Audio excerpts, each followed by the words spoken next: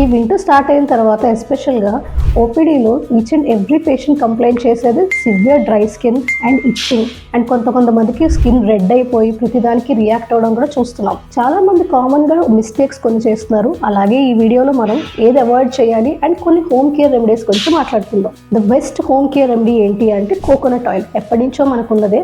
అయితే coconut oil స్నానం చేసిన తర్వాత వితిన్ 3 minutesలో స్కిన్ ఇలా అద్దుకొని తేమగా ఉన్నప్పుడు అప్లై చేస్తే దాని యొక్క రిజల్ట్స్ చాలా బెటర్గా ఉంటాయి. ఇంకొకటి కామన్గా మనం వాడుకునేది హనీ. మనకి ఎక్కడైనా డ్రై ప్యాచెస్ ఉండి బాగా ఇచ్చింగ్ ఉండి బర్నింగ్ సెన్సేషన్ ఉంది తట్టుకోలేకపోతున్నారు అంటే కొంచెం సేపు హనీ అప్లై చేసి ఒక 10 to 15 minutes తర్వాత గోరువెచ్చని నీళ్ళతో వాష్ చేసుకోవచ్చు. అలాగే మిల్క్, మీగడ, నెయ్యి అలాంటివి ఎస్పెషల్లీ లిప్స్ అవి డ్రై అయిపోతున్నప్పుడు అప్లై చేసుకోవచ్చు. అండ్ హెయిర్ కూడా డ్రై అయిపోతూ ఉంటుంది, స్కాల్ప్ బాగా ఫ్లేకింగ్ వస్తుంటుంది. ఇది చాలామంది ఇచ్చే కంప్లైంటే.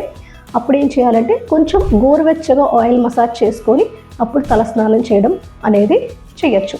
ఇంకొక రెమెడీ ఏంటంటే ఓట్ మీల్ బాత్ అంటాం.